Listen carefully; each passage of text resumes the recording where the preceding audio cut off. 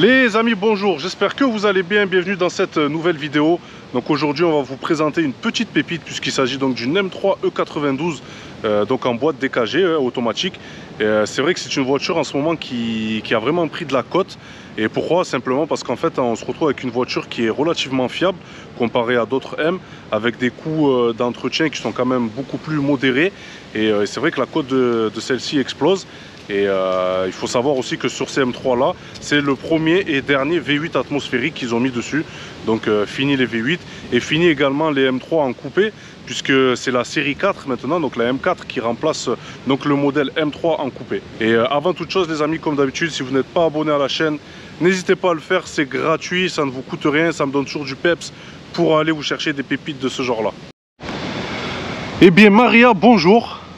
Bonjour. Alors écoute, je te remercie vraiment de m'avoir amené cette petite M3. Tu sais que j'aime beaucoup les BM. Oui. Voilà, et c'est vrai qu'elle est dans une belle configuration. C'est ça. Moi, la question que j'ai à te poser, Dis-moi. comment tu as chopé le virus BMW? Ça, c'est mon père, ça. Ton papa? Oui. Ok. Monsieur Victor? Victor, c'est ça. Allez frérot. Monsieur Victor, ton papa, pour moi, c'est le tonton du run. Tout le monde le connaît à Nîmes. Ouais. On le respecte beaucoup. Et il a eu aussi des grosses voitures. On s'est rencontrés comme ça d'ailleurs avec ton papa. Et c'est vrai que ça fait plaisir aujourd'hui de voir sa fille reprendre un petit peu le flambeau de la passion BMW. Ça, c'est grâce à mon père. Ah, ça c'est bon. Alors Maria, qu'est-ce que tu peux me dire sur cette voiture? Alors, c'est une M3, Ouais, une 92. ok, Elle est magnifique. c'est clair. Elle date de 2010. Ok, l'année. donc c'est un phase 2. C'est un phase 2, c'est ça. Ok, Alors là, ce que j'aime le plus, c'est l'avant. ouais. Il est énorme. Ouais, c'est clair, il est vraiment abusé. Ouais, c'est une M, hein, en même temps c'est normal. Et le capot, c'est impressionnant. J'adore l'effet bombé que ça a. Ouais, c'est clair. Puisque, qu'est-ce qu'on retrouve comme moteur? C'est un V8. Ah, merci. Et c'est vrai que ouais, cette bosse là, en dit long en fait sur le moteur, en fait, sur ce qui se cache en dessous du capot. Un bon moteur. C'est clair. Alors là, c'est des jantes d'origine, Ouais. 19 pouces. Ok, On les a faites repeintes en noir. d'accord. Ça passe mieux avec le gris de toute façon. Ouais, c'est Joli. clair. C'est vrai que ça se marie vraiment très bien Ça se là. marie beaucoup mieux. Ouais, c'est clair. Après, il y a l'aile de la voiture. Il y a les entrées d'air, c'est différent Ouais, par rapport à une 92 normale. C'est vrai que ça y est pas sur une 92 normale, tout à fait. Les rétros, ils ont repris un peu l'ancien modèle. C'est ça, de la E36, ouais, ça. tout à fait. Ils sont électriques. Ah, vraiment joli, vraiment joli. Le toit, il n'est pas ouvrant, c'est un toit en carbone. Ok, Il est d'origine aussi, tout est d'origine. ok. Tu aurais préféré un toit ouvrant ou pas du tout? Non, le toit en carbone, c'est beaucoup mieux, c'est plus léger. D'accord, ok, on cherche la performance alors. Oui, toujours. Tout à fait, Avec ok. BM, oui. Bon là les amis, c'est la touche perso. On a l'autocollant d'une des meilleures chaînes des BMW du coin. Non, je rigole les amis, on reste humble, je suis pas le meilleur, loin de là. Et après, le plus beau, Ouais, l'arrière, avec les 4 sorties de peau. c'est clair. C'est clair, c'est vrai que c'est magnifique ces 4 sorties. C'est ça. Ça le fait vraiment. Ça, on a voulu le repeindre en noir, Ouais, mais on l'a laissé d'origine, c'est plus joli. d'accord, tu n'as pas voulu faire la touche too much. Non, Classique. on va laisser classique. D'accord, Comme ça. ok. Alors là, on a des phares à LED, parce que c'est une phase 2. Ouais, C'est beaucoup plus moderne, je trouve, que les anciennes, que les phases 1. ouais, c'est clair. C'est fait plus ancien, du coup là, c'est beaucoup plus joli, je trouve. C'est vrai que les feux arrière d'une E92 en phase 1, c'est vrai que ça a pris vraiment un gros coup de vieux. Et là, c'est vrai qu'avec ces feux en phase 2, ça change même carrément l'arrière de la voiture. Ça fait plus récent et c'est forcément plus joli. Donc les amis, la pièce d'orfèvrerie, le fameux donc V8 Atmo. Voilà, le premier et le dernier que BMW a mis donc sur une M3. C'est vrai que ça fait toujours quelque chose puisque donc comme je vous ai dit en début de vidéo, la M3 coupée a été remplacée donc par la M4, donc qui est en coupé. Et maintenant on a affaire donc à des 6 cylindres biturbo. Pour l'instant, je dis bien pour l'instant, et j'espère vraiment qu'avec leurs normes, ça va pas changer et qu'on va pas nous enlever notre fameux 6 cylindres en ligne pour des 4 cylindres en 2 litres turbo.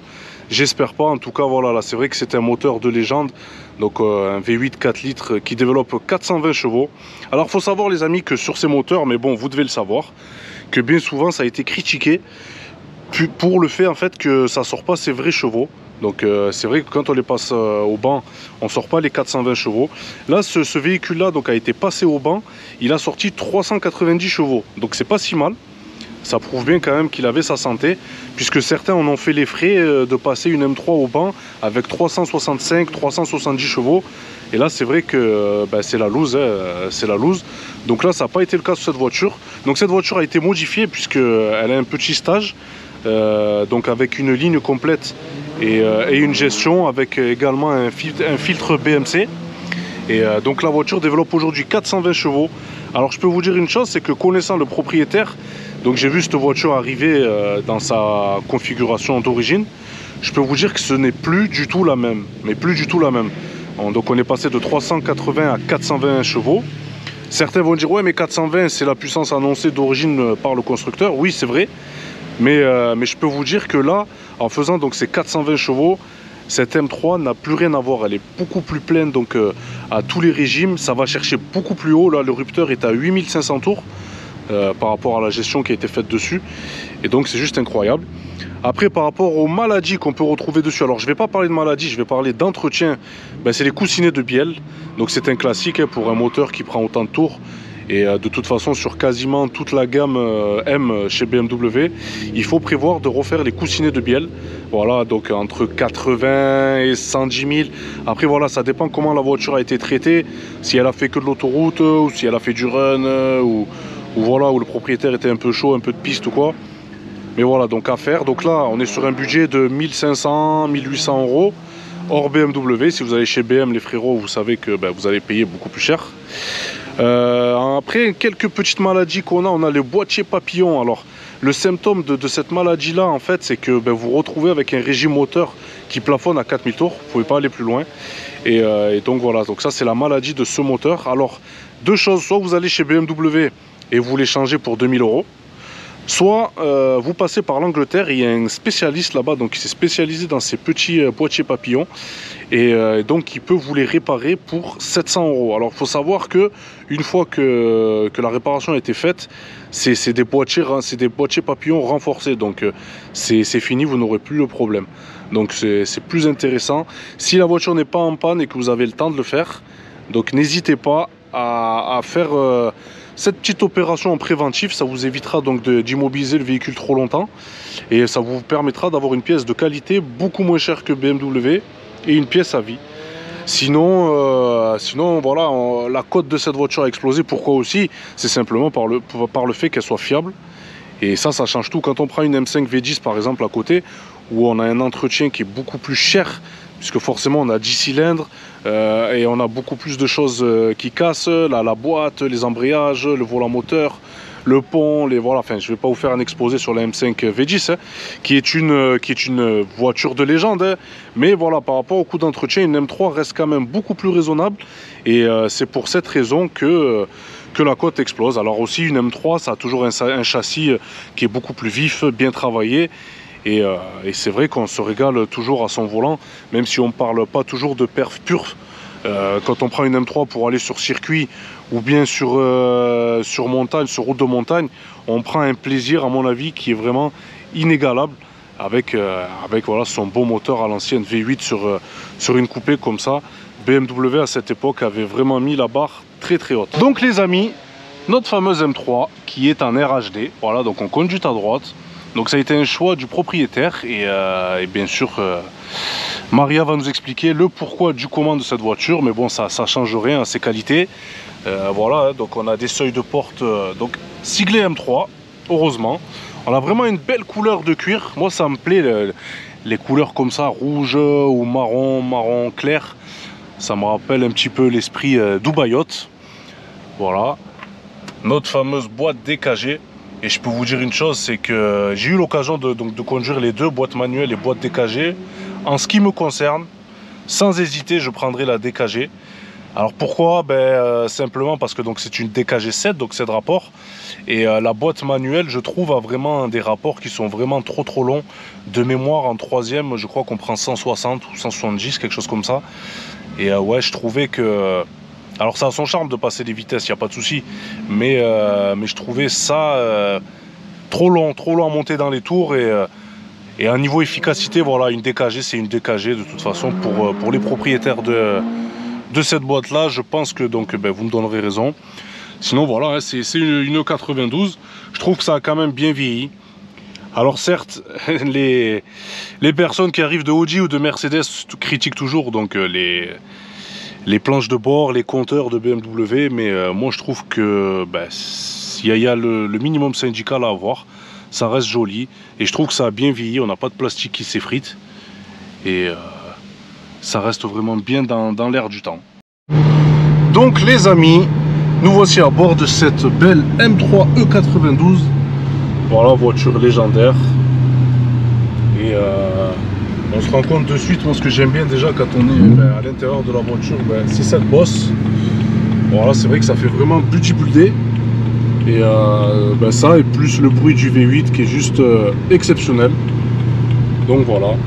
Et la Miss Maria, donc voilà, c'est elle qui m'amène faire un petit tour à bord de cette M3 E92. Alors déjà, les petites questions que j'aurais à te poser, c'est niveau budget, puisque donc c'est une RHD, donc une conduite à droite. C'est ça. Voilà. Ça coûte combien? En France, je pense qu'il faut compter dans les 30 000, même peut-être un peu plus. Ouais. Et comme là, c'est une anglaise, dans les 20 000 € avec les plaques, l'immatriculation et tout, 20 000 € je dirais. D'accord, ok.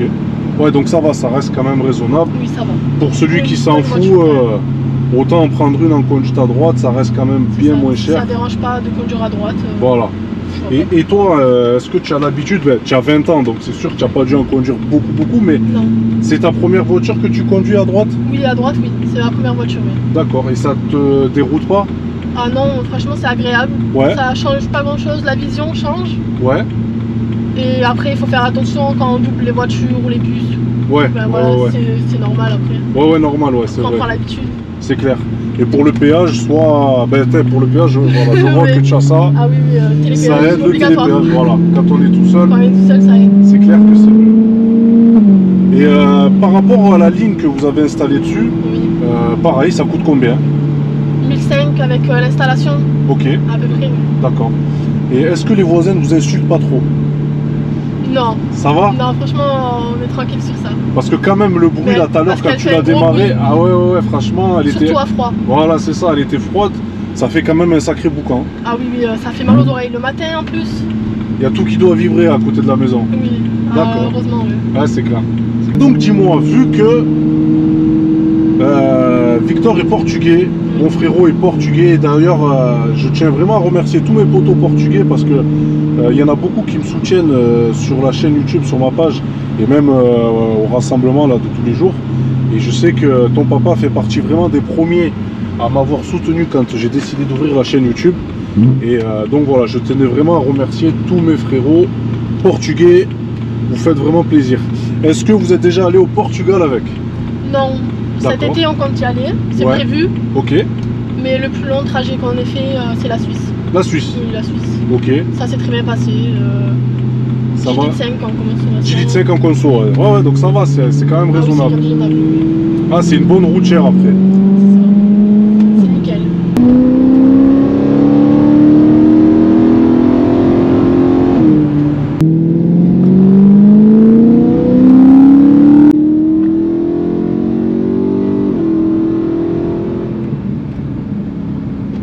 Ça va chercher loin, ça s'épuise pas, mais vraiment. C'est vraiment incroyable, ça s'épuise pas.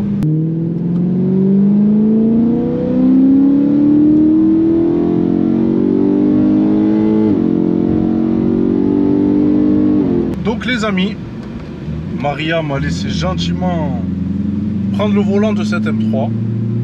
M3 qui est très bruyante. Et vous avez compris pourquoi par rapport à la ligne qui a été installée.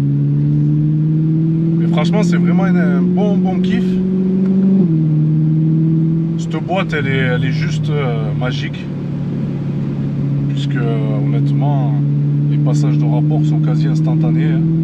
DKG, double embrayage. Alors moi qui ai possédé des 335D, que ce soit d'origine ou en stage, honnêtement, ça n'a rien à voir. Ne serait-ce que le châssis, on sent vraiment que c'est pas du chewing-gum. Et On a une direction qui est vraiment ultra précise. Après on a un amortissement qui est un peu plus dur, ça c'est clair. On est dans une M. Mais franchement le bruit là, il est vraiment magnifique.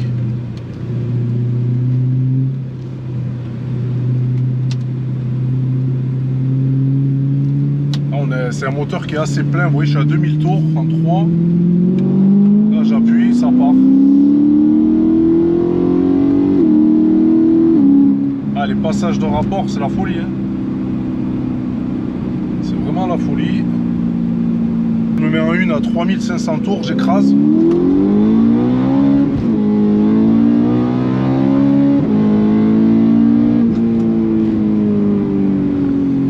C'est la folie les frérots. Les sensations comme on n'en fait plus hein. Là je crois qu'on a une 335D je crois. Enfin une BM quoi, une E90. J'espère pour lui que c'est un 335 qui nous colle. On va voir qu'est-ce qu'il veut. Après forcément quand on a une M3 d'après l'expérience de Victor de Maria, quand on tombe sur des 330 ou 335D, ils veulent toujours faire la course. Donc, wow! Ah, ça va et toi? C'est toi qui fais les vidéos sur YouTube? Ouais, c'est moi. Ah, franchement, ça tape, hein? Ouais, tu aimes bien? Ouais, franchement. Tu es abonné, j'espère? Ouais, tu aimes bon. C'est quoi? C'est un 335D, stage 2. Combien? 380 chevaux. Oh! Tu veux essayer? Hein? J'ai qu'une petite M3, tu risques de me bouffer. Hein? Ah, t'inquiète, ça stand. Bon, allez, on roule.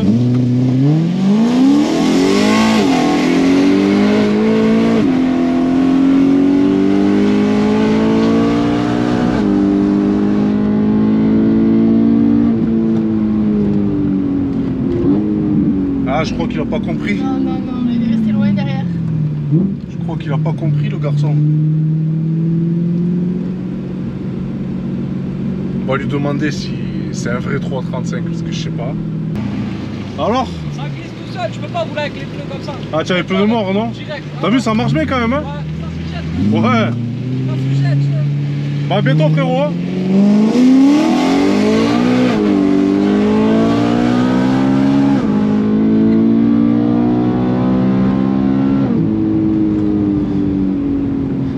Les sensations avec cette voiture. Tu as vu, c'est fou, hein? Tu dois vraiment prendre du plaisir tous les jours à conduire ça. Ah, franchement. Depuis qu'on a changé la ligne, c'est ouais. énorme. Ah, c'est clair, c'est C'est clair. incomparable à ce que c'était avant. Ouais, ça a changé complètement la voiture. D'origine, ça fait pas de bruit. Pas énormément, un peu, mais franchement, c'est pas comparable. D'accord.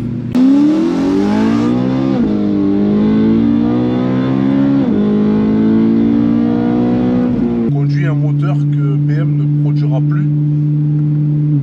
Et c'est vrai que ça reste pour moi... de toute façon, une M3, ça a toujours été légendaire. Hein. Pour moi, il n'y a aucune M3 qui a été un loupé. Après, pour moi, la M3 la plus légendaire restera la E36. Mais voilà, certains puristes vont vous dire non, c'est plutôt les E30. D'autres vont dire non, c'est plus la E46 parce qu'elle est plus moderne. Moi, pour moi, il y a la E36 puisque c'est le vrai esprit de l'époque M avec le premier 6 cylindres en ligne introduit donc dans une M3. Et il y a ce V8 là, voilà, qu'on ne produira plus. Bon, le frérot, il est encore chaud à l'arrière. C'est bon, frérot, c'est bon. Il lâche pas. Ouais, il lâche pas. Ça t'arrive souvent ce genre d'action là? Ah oui, quand même. Ouais, ils doivent quand même venir t'embêter un peu.